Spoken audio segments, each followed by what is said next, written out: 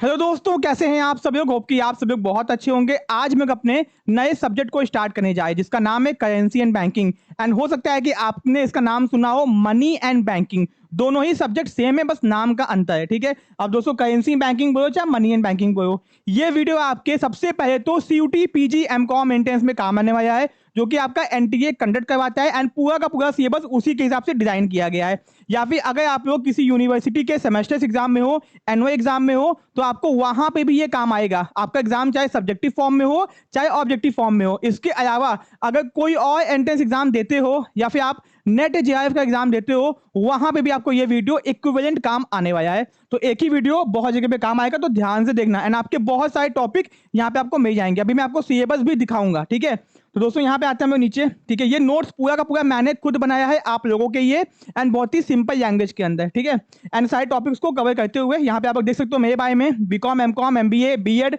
Gold medal दोस्तों मेरा है CS final net JRF 2 times. And दोस्तों मैनेजमेंट के अंदर नेट भी है। एंड इस बार दोस्तों मैं इकोनॉमिक्स से भी नेट दूंगा। ठीक है, एंड MEd परसुइंग। ओके, तो ये है मेरी क्वालिफिकेशन, आप यहाँ पे देख सकते हो। ठीक है, अब दोस्तों यहाँ पे ये किताब मेरी खुद की है।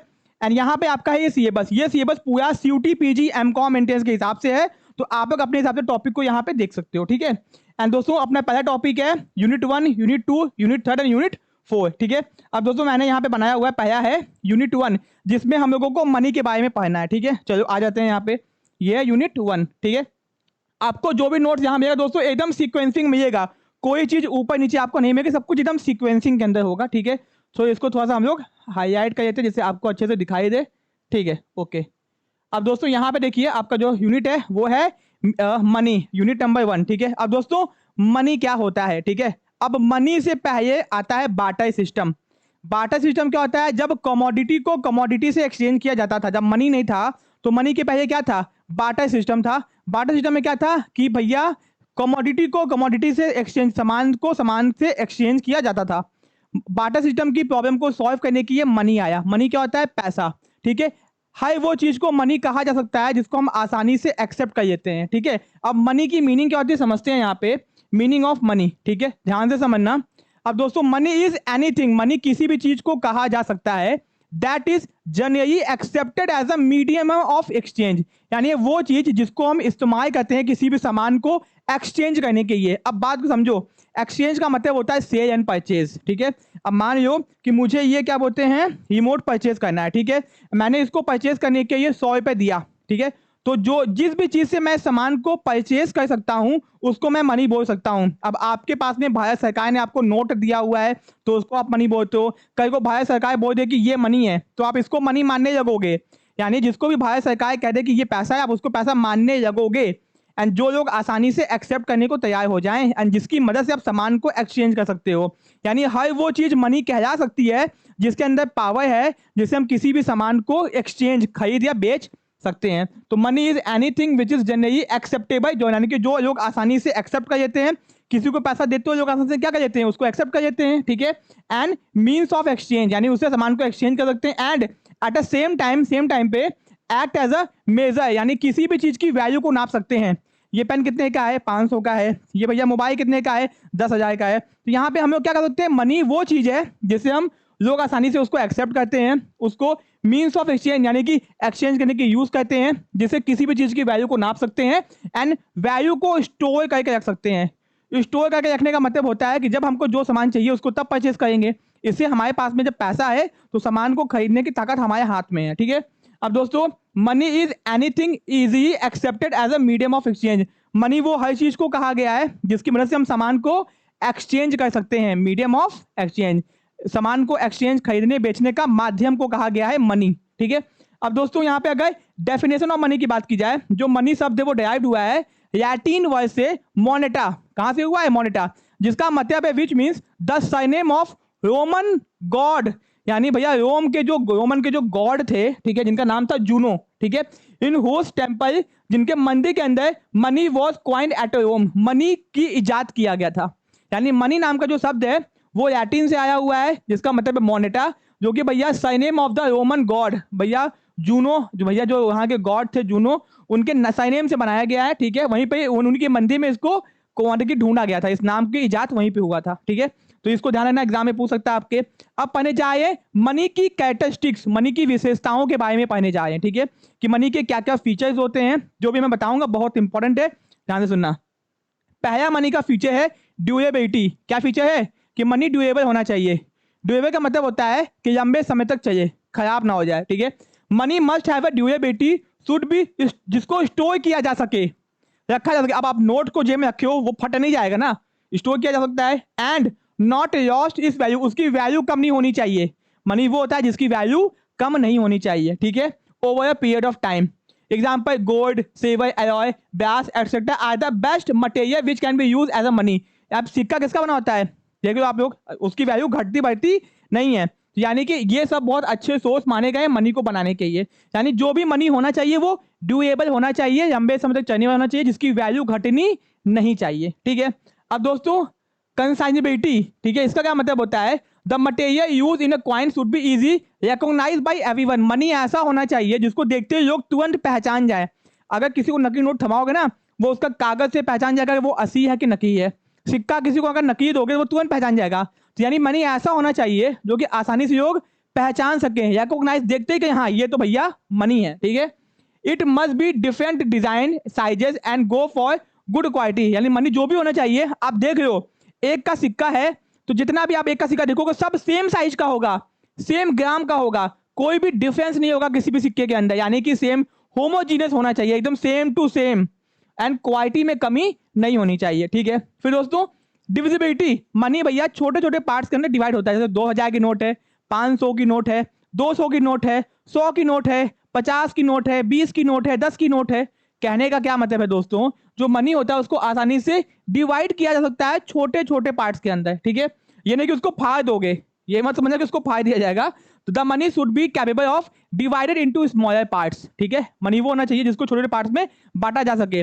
Gold and silver possesses such quality, gold and silver के अंदर ये क्वालिटी होती है, सोने के छोटे छोटे सिक्के बना। देखो एक बात समझियो, जब भी हम लोग मनी पढ़ेंगे तो आपको ये ना पुराने समय के हिसाब से पढ़ाएगा, पुराने जमाने के हिसाब से। आज का 2000 का नोट के बारे में नहीं बताएगा, ये समझाएगा आपको पुराने पुराने एग्जाम्पल ये के, गोल्ड हो गया, सिल्वर हो गया, ये सब एग्जाम्पल से आप यहाँ पे देख भी सकते हो। तो ये क्या है कि गोल्ड एंड आपका सिल्वर ये क्वालिटी को रखते हैं, जिससे आप उसको छोटे छोटे पार्ट्स के अंदर, सोने का सिक्का हो गया, सोने का ईंट हो गया, ठीक है, ओके।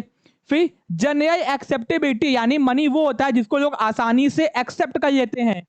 अगर जो चीज लोग एक्सेप्ट ही ना करें उसको मनी माना ही नहीं जाएगा, ठीक है। तो money should be of such type which should be acceptable by everyone, ठीक है, बहुत इंपॉर्टेंट फीचर है। Gold and silver are considered good money, इसको अच्छा मनी माना गया है, material because they have their alternate uses, इनके बहुत सारे यूज भी होते हैं, फिर क्या के अपना गहना बना लो, ठीक है। And I generally accepted by the everyone. Paper money और also accepted when they have issued by the central bank, यानी कागज के नोट भी एक्सेप्ट किए जाते हैं अगर उसको सेंट्रल बैंक ने इशू किया है आपके देश ने। इंडिया का सेंट्रल बैंक कौन है, रिजर्व बैंक ऑफ इंडिया, ठीक है। तो भैया आरबीआई के सबसे पहले गवर्नर कौन थे, इंडियन, अगर आपको पता है तो आप कमेंट बॉक्स में कमेंट कर देना, ठीक है। अब दोस्तों आता है पोर्टेबिलिटी। पोर्टेबिलिटी का क्या मतलब होता है, easy carried and transferred from one page to another. देखो मैंने जो पॉइंट लिखा है उसका मैंने शॉर्टकट यहाँ पे लिख दिया है, तो आपको दिक्कत ना हो जिससे। पोर्टेबिलिटी का मतलब होता है मनी ऐसा होना चाहिए जिसको आसानी से हम अपने पास में रख सकें। अब सोचो सोने का अगर हम सिक्का बनाए तो कितना सोने सिक्का जेब में भरोगे, जेब आप भारी हो जाएगा ना। आज के टाइम पे देखो मनी कितना हल्का है, जेब के अंदर आप 2 लाख 5 लाख लेके घूम सकते हो, किसी को पता भी नहीं चलेगा। तो मनी ऐसा होना चाहिए जो कि आसानी से ट्रांसफर हो सके यहाँ से वहां पे। एंड पुराने समय में लोग घर नहीं खरीद पाते थे क्योंकि उनको सोना चांदी लेके जाना होता था, रास्ते में चोर डकैत चोरी कर लेते थे, क्योंकि मनी के पोर्टेबिलिटी की बहुत दिक्कत होती थी, क्योंकि उसको लेके जाने में चोरी का खतरा बहुत ज्यादा होता था। बट आज के टाइम पे वो खतरा नहीं है क्योंकि मनी पोर्टेबल हो चुका है, आसानी से उसको कैरी कर सकते हैं, यहाँ से वहां लेके जा सकते हैं, ठीक है, ओके। पेपर मनी इसके लिए अच्छा माना गया है, क्या माना गया, अच्छा माना गया है। फिर दोस्तों आता है होमोजिनिटी, यानी कि जो भी मटेरियल मनी में यूज किया गया हो वो सेम क्वालिटी का होना चाहिए। ऐसा नहीं है कि दूसरे पेपर से दूसरा मनी बना दिया गया एंड दूसरे पेपर से दूसरा, यानी जो भी क्वालिटी का सामान यूज किया जाए मनी को बनाने में वो अच्छा होना चाहिए, सेम टू सेम होना चाहिए, ठीक है, उसमें चेंजेस नहीं होनी चाहिए, पुअर क्वालिटी का नहीं होना चाहिए। जिससे होगा क्या, मनी होमोजीनियस बनेगा, एक जैसा बनेगा। कैसा बनेगा, एक जैसा बनेगा, ओके, ये हो गया। एंड दोस्तों ठीक है, एंड स्टेबिलिटी का मतलब होता है money should be stable in value, उसकी जो वैल्यू होगी वो घटनी नहीं चाहिए। अगर आपके पास में 100 रुपए का नोट है तो आपको 100 रुपए का सामान मिलेगा, कोई ये नहीं कहेगा कि 100 का नोट है आपको हम 90 का सामान देंगे, ऐसा नहीं होगा। उसकी वैल्यू स्टेबल रहती है, महंगाई आए चाहे जाए मनी की वैल्यू स्टेबल रहती है। ओके, ये हो गया। अब दोस्तों इसको पढ़ते हैं थोड़ा सा, because it serve as a measure, क्योंकि मनी का इस्तेमाल करते हैं किसी भी सामान की वैल्यू को नापने के लिए। भैया मनी का यूज क्यों करते हैं? किसी भी सामान की वैल्यू को नापने के लिए। Gold and silver possesses such quality, gold and silver के अंदर ये क्वालिटी होती है। They act as a store of value, इससे हम गोल्ड और सिल्वर के अंदर किसी भी सामान की वैल्यू को स्टोर कर सकते हैं, ठीक है। बट गवर्नमेंट प्रीफर, गवर्नमेंट चाहती है कि लोग पेपर मनी इस्तेमाल करें on account of its cheapness, क्योंकि वो सस्ता होता है, ईजी होता है। अब देखो सोना चांदी के घूमोगे तो आपको लोग मार की पीट के छीन लेंगे, ठीक है। अब पेपर मनी वो भी छीन लेंगे, बट सोने चांदी में क्या है, उसको छीनेंगे, पिघला देंगे और कुछ और करके बेच देंगे। पहले क्या होने लगा था ना, लोग सोने चांदी के सिक्कों को यूज करते थे। अब हो क्या गया कि सोने चांदी की वैल्यू इतनी बढ़ गई कि लोग सोने के सिक्के को पिघला के सोना बना के बेचने लगे।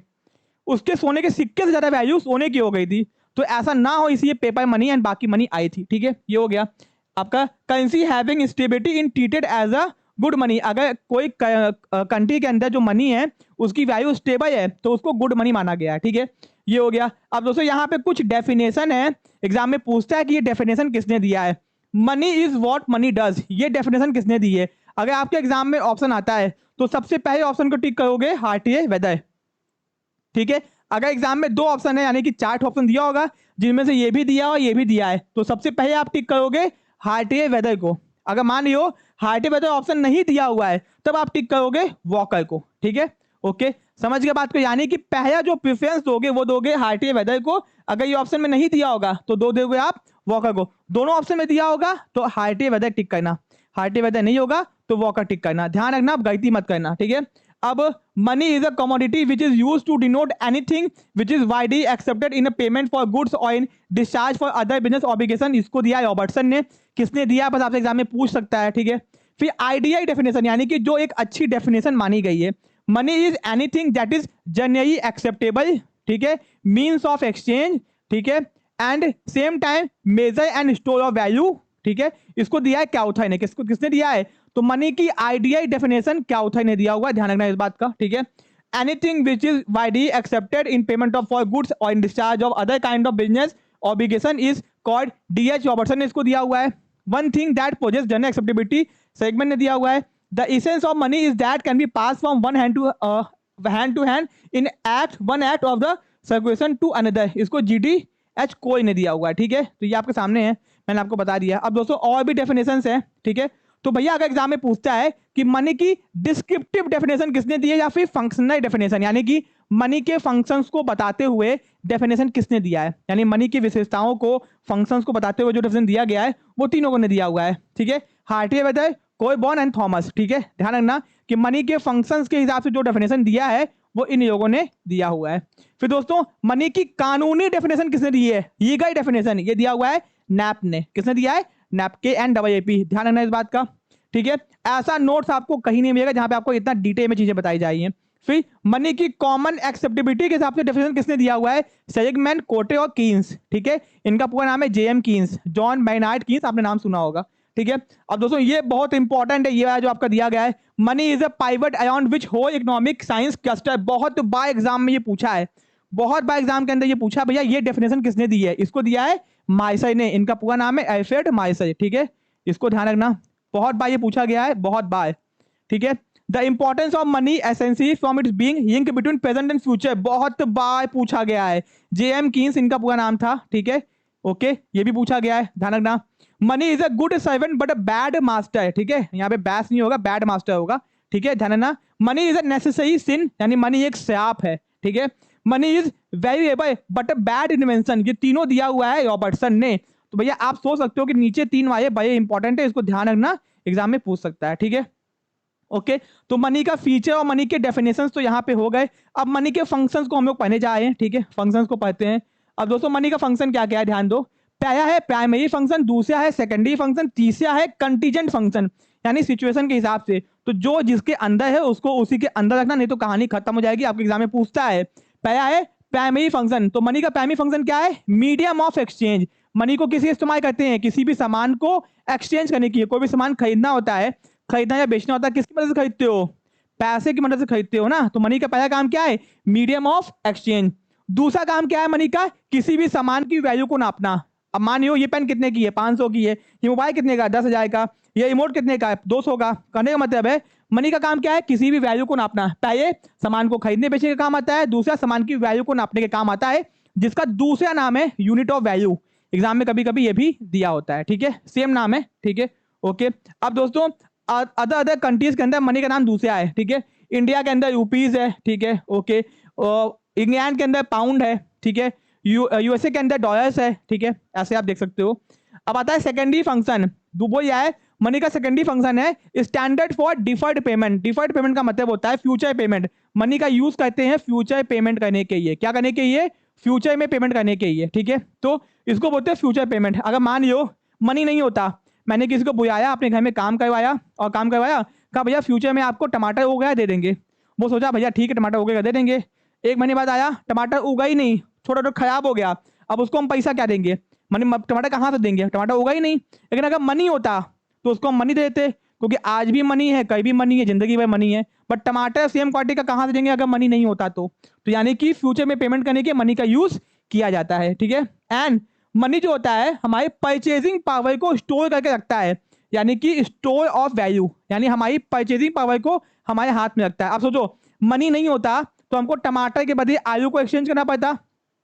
टमाटर कब तक रखते? आपका टमाटर खराब हो जाता, आलू खराब हो जाता। लेकिन अगर पैसा होता तो जितना काम होता उतना ही सामान खरीदते और आपके हाथ में आपकी परचेजिंग पावर होती और आपका सामान की बर्बादी भी नहीं होती। तो मनी के अंदर सामान को स्टोर करने की वैल्यू होती है, ठीक है। अब आता है कंटीजेंट फंक्शन। पहला काम क्या है? Basis of credit. किसी को अगर उधार देना है तो उधार में दोगे क्या? पैसा ही दोगे। अगर आपको लोगों को इनकम देनी है, नेशनल इनकम बांटनी है, तो क्या दोगे? पैसा ही दोगे। Helps to equalize marginal utility and managerial productivities, यानी कि भैया जो हम लोग मार्जिनल यूटिलिटी पढ़ते हैं, किसमें पढ़ते हैं? कंज्यूमर इक्विलिब्रियम के अंदर। एंड मैनेजरियल प्रोडक्टिविटी, कोई भी सामान को प्रोड्यूस करते हैं तो वो सब कुछ मनी की मदद से ही होता है। फिर इनक्रीज प्रोडक्टिविटी ऑफ कैपिटल। अगर आपको अपने पैसे की वैल्यू बढ़ानी है, क्या बढ़ानी है? पैसे की वैल्यू। इसको आपको इन्वेस्ट करना होगा। इन्वेस्ट करोगे, बिजनेस करोगे तो प्रॉफिट होगा। इससे प्रॉफिट होगा तो बिजनेस की पैसे की वैल्यू क्या हो जाएगी? बढ़ जाएगी। हेल्प टू मेंटेन ही पेमेंट कैपेसिटी। अगर आपको किसी को चुकाना है पैसा, किसी को कुछ देना है, उधार लिया है तो वापस क्या दोगे? पैसा ही दोगे ना, ठीक है। Money represent generalise purchasing power. Money आपके खरीदने की औकात को दिखाती है। जितना पैसा होगा उतने आपके खरीदने की औकात होगी। And money gives liquidity to capital. देखो एक इंसान है ए, एक इंसान है बी, इसके पास में बहुत सारी प्रॉपर्टी है, 5 करोड़ की प्रॉपर्टी है, ठीक है, PROPERTY, ठीक है। एंड दोस्तों पे यहाँ पे बी का क्या है? इसके पास में 5 करोड़ कैश है, 5 करोड़ कैश है। अब एक बात बताओ, तो लिक्विडिटी किसके पास ज्यादा है? जिसके पास में कैश है, क्योंकि वो कैश पैसा तुरंत खर्च कर सकता है। पर इसके पास में प्रॉपर्टी है, इसको बेचना पड़ेगा, फिर पैसा आएगा, तब लिक्विड फॉर्म में कन्वर्ट होगा। तो यानी कि मनी क्या करता है? आपको देता है लिक्विडिटी, जिससे आप तुरंत किसी चीज को करना चाहो तो कर सकते हो, ठीक है। अब दोस्तों आता है डिसएडवांटेज ऑफ मनी। क्या पढ़ने जाए हम लोग? डिसएडवांटेज ऑफ मनी पढ़ने जाए, ठीक है। अब दोस्तों डिसएडवांटेज का दूसरा नाम क्या है? एवरेज, यानी मनी की बुराइयां, मनी की कमियां, मनी की खामियां कह लो, ठीक है, ओके। पहला है इंस्टेबिलिटी। मनी की जो वैल्यू होती है वो स्टेबल नहीं होती है। एग्जाम्पल, 100 रुपये में आप 10 साल पहले जितना सामान खरीद पाते थे, आज 100 रुपये में उतना सामान नहीं आता है। यानी मनी की जो वैल्यू होती है वो समय के हिसाब से घटती आती है, जिससे कि भैया क्या बोलते हैं, आपका 100 रुपये का जो वैल्यू वो घट जाती है। तो महंगाई जब बढ़ती है तो मनी की वैल्यू घटती है, ठीक है।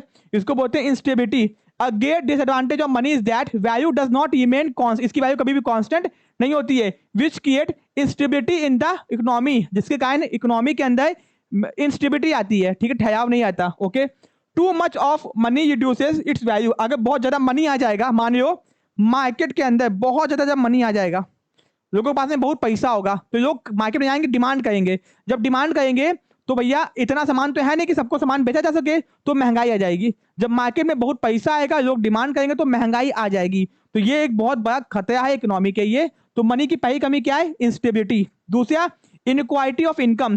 भैया हमारे देश के अंदर जो भी जिसकी भी इनकम हो, ये सबकी इनकम इक्वल तो है नहीं, किसी को कम और किसी को ज्यादा मिलती है। तो मनी की ये भी कमी है कि इनकम इनक्वालिटी। मनी दो it's excessive use and in face नहीं इफेक्ट। मनी का इफेक्ट क्या होता है कि महंगाई आ जाती है। ज्यादा मनी होगा तो क्या आ जाएगी? महंगाई आ जाएगी। क्यों आएगी? क्योंकि ज़्यादा लोगों के पास में पैसा होगा, ज़्यादा लोग डिमांड करेंगे, ज़्यादा डिमांड करेंगे तो इतना रिसोर्सेस इकोनॉमी में नहीं है कि सबकी डिमांड को पूरा किया जा सके। मान लेते हैं एग्जाम्पल के तौर पे कि लोगों के पास में पैसा आ गया, ठीक है। अब बहुत लोगों के पास में पैसा आ गया, लोग काय करने चले गए। अब इतनी काय तो बनी नहीं है ना, जब काय करने जाएंगे तो काय की कंपनी वाले काय का दाम बढ़ा देंगे, क्योंकि वो सबको काय नहीं बेच सकते हैं, तो काय का दाम बढ़ा देंगे तो केवल वही खरीद पाएंगे जिनके पास में ज्यादा पैसा होगा, ठीक है। ये हो गया, इनक्वालिटी ऑफ इनकम भी हो गया, ठीक है। अब ग्रोथ ऑफ मोनोपोली, मोनोपोली का मतलब होता है एकाधिकार। जब किसी के पास में ज्यादा पैसा होता है ना तो उसके पास में एकाधिकार होता है। एग्जाम्पल, रिलायंस कंपनी जियो का सिम लॉन्च की, अब मैक्सिमम लोग जियो यूज करते हैं, तो अगर रिलायंस कंपनी दाम घटाए चाहे बढ़ाए सबको रिचार्ज करना ही पड़ेगा, कोई कुछ नहीं कर सकता, क्योंकि उसके पास में बहुत पैसा है, बहुत इसके पास में एकाधिकार है। तो जिसके पास में ज्यादा पैसा होता है उसके पास में मोनोपोली आ जाती है, ठीक है। तो the use of money leads to concentration of wealth, यानी अगर आप मनी का ज्यादा इस्तेमाल करोगे तो आपके पास में पावर बहुत ज्यादा आ जाएगी। अगर पावर कुछ लोगों के हाथ में आएगी तो वो लोग भैया मोनोपोली क्रिएट कर देंगे, आपका बहुत ज्यादा सोशल करेंगे, ठीक है, सोशल डिस्क्रिमिनेशन करेंगे। तो ये बहुत बड़ी दिक्कत है कि मनी के कारण मोनोपोली आ जाती है लोगों के पास में। माने हम ही खूब पैसा कमाइए, बहुत पैसा कमाइए, तो भैया जब पैसा ज्यादा कमाएंगे तो मेरे पास में पावर आ जाएगी, जब पावर आएगी तो हम भैया मोनोपोली बना देंगे किसी चीज का, एंड फिर उसमें हम ज्यादा चार्ज करेंगे। तो ऐसा होता है, ठीक है। फिर दोस्तों ओवर कैपिटलाइजेशन, अब देखो ओवर कैपिटलाइजेशन का मतलब क्या होता है, सुनो बात को। Easy borrowing and ending facility made possible through money, अब आसानी से क्या बोलते हो, उधार ले सकते हो, उधार दे भी सकते हो, ठीक है, मनी की वजह से। May lead to certain industry to use more capital, देखो आज के टाइम पे इतना ज्यादा लोगों को पैसा मिलने लगा है ना कि लोग झुट्टे का पैसा उठा के रख लेते हैं, और आप पैसा उठा के रख लोगे उसका अच्छे से यूज नहीं करोगे, तो यानी आप अगर मान लो आपने 1 लाख उठाया तो आपको महीने का कम से कम 10,000 20,000 उस पर कमाना था, बट आप कमा रहे हो केवल 5,000 महीने का, यानी आपको 1 लाख आपने उठाया तो नॉर्मली आप 20,000 उस पर कमा सकते थे, बट आप कमा रहे हो केवल 5,000, यानी कि आपने मनी का ओवर कैपिटलाइज कर दिया, जो उसकी वैल्यू थी उतना आप यूज ही नहीं कर रहे हो, तो इसके कारण मनी का भैया वैल्यू क्या हो, ये वेस्ट हो रही है, इसी को बोलते हैं ओवर कैपिटलाइजेशन, ठीक है। यानी इंडस्ट्री जब जितना आपको पैसे की जरूरत है जब आप उससे ज्यादा यूज करते हो तो एक सिचुएशन बनती है जिसको कहते हैं ओवर कैपिटलाइजेशन, जो कि सही नहीं होती है। ये हो गया। फिर मिसयूज ऑफ कैपिटल, बहुत लोग कैपिटल का मिसयूज करते हैं, ठीक है। अदर कुछ लोग भैया जानबूझ के महंगाई लेके आते हैं, ठीक है, तो ये भी दिक्कत है। फिर होर्डिंग, होर्डिंग का मतलब होता है किसी भी चीज का भंडार का लेना। मान लो कि हम दाल बेचते हैं, हमने क्या किया, दाल बेचते थे और दाल मेरे पास में आई, हम किसान थे, हमने दाल बेचना ही बंद कर दिया कुछ दिन के लिए, और हमने पूरा दाल स्टोर करके किया। जब मार्केट में दाल जाएगी ही नहीं तो दाल का दाम महंगा हो जाएगा, जब महंगा हो जाएगा तब हम बेचना स्टार्ट करेंगे, इसको बोलते हैं होर्डिंग करना। तो होर्डिंग करने से क्या होता है, इकोनॉमी के अंदर डिस्टर्बेंस आता है, और ये सब होता क्यों है, मेन मुद्दा क्या है, पैसे के लिए। तो होर्डिंग करते हैं पैसे के लिए तो दिक्कत आती है, ठीक है। फिर ब्लैक मनी, भैया ब्लैक मनी का मतलब क्या होता है, काला पैसा, जिसका रंग काला होता है, भैया ऐसा बिल्कुल नहीं है, ठीक है।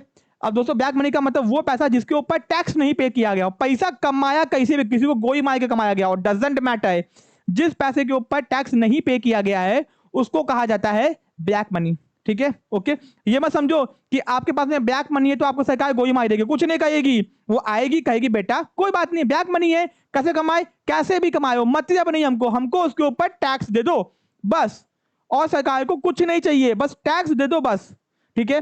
तो money due to storability characteristics the cause of average of black money it provide, यानी कि जिस मनी के ऊपर टैक्स नहीं पे किया गया है उसको ब्लैक मनी कहा जाता है, ठीक है। और ब्लैक मनी से होता क्या है, जिसके ऊपर टैक्स नहीं पे किया गया है उस मनी से गैर कानूनी काम होते हैं, ठीक है भैया, आतंकवादी को फंडिंग किया होता है, अदर कंट्रीज को दिया जाता है, तो ब्लैक मनी से गलत काम ज्यादा होते हैं, ठीक है, ये भी एक रीजन है। फिर पॉलिटिकल इंस्टेबिलिटी, हमारे देश में जो सरकार है वो अस्थिर हो जाती है, इंस्टेबल हो जाती है, क्यों, क्योंकि दोस्तों जब ब्लैक मनी होगा तो पॉलिटिकल पार्टीज को डोनेशन दिया जाएगा, वो जीतेंगी हारेंगी, तो सरकार को गिराने और उठाने में काम होता है पैसे का। Money is the most powerful thing which is use for the political disturbance in your country, in our country also, ठीक है। फिर मोरल एंड सोशल एवे, माने कि नैतिक और सामाजिक बुराई है मनी, भैया जो भी कांड होता है, गलत काम होता है, वो क्यों होता है, money is the most important reason, और भी रीजन हैं बट मोस्ट इंपॉर्टेंट क्या है, मनी के कारण ही लोग नैतिक और सामाजिक गलतियां करती हैं, that is also a limitations and बुराई ऑफ मनी, ठीक है। तो ये था आपका, तो यानी आपको बस नाम देखना, ऊपर से अंदर ज्ञान नहीं बटोरना है अंदर आपको, ये सब मनी की बुराइयां हैं, ठीक है। तो एवरेज ऑफ मनी भी हो गया दोस्तों, ठीक है। तो यहाँ पे टॉपिक होता है अपना खत्म। नेक्स्ट पार्ट में हम लोग पढ़ेंगे classification of money, short notes. ये शॉर्ट नोट बहुत आसान है, मैंने बनाया जिससे आप आसानी से चीजों को याद कर सको, ठीक है, होप कि आपको समझ में आ गया हो। वीडियो अगर अच्छा लगा तो वीडियो को लाइक करना, चैनल को सब्सक्राइब करना एंड हाँ, अगर आप लोग हम लोग के कोर्सेज को ज्वाइन करना चाहते हो जहां पे आपको पूरी किताब आपके घर तक डिलीवर की जाएगी, तो वेट मत करो, कोर्सेज को ज्वाइन करो। ठीक है, अभी आपको आराम से कोर्स ज्वाइन करके पूरा कोर्स कंप्लीट कर सकते हो। यहाँ पे आप लोग देख सकते हो कि आपको एक एक चीज को कितना डिटेल में बताया जाएगा। ये हम लोग के डेमो वीडियोस की तरह काम करेगा आपके लिए। ठीक है, इसको देखोगे आपको आइडिया लग जाएगा कि हम लोग कैसा पढ़ाते हैं। फिर इसको देख के आप लोग हम लोग के कोर्सेज को परचेज कर सकते हो। कोर्सेज को परचेज करने के लिए कॉमर्स नेशन ऐप को डाउनलोड कीजिए, जिसका लिंक डिस्क्रिप्शन बॉक्स में दिया गया है।